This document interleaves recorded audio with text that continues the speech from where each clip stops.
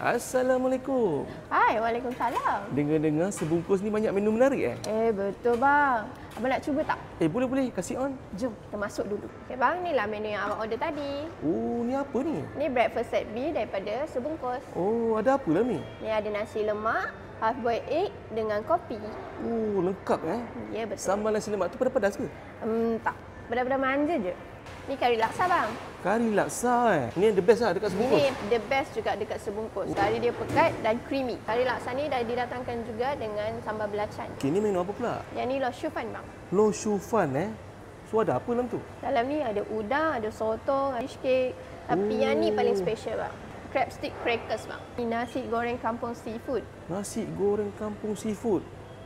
Pedas-pedas ni? Pedas-pedas manja. Ni air dia Ya betul bang. Best seller dekat sebungkus. Air apa ni? Kopi float Okey. dengan honey lemon longan. Nak cek sebungkus kat mana? Oh, kita orang dekat Terminal Pahlawan bang, dekat ground floor.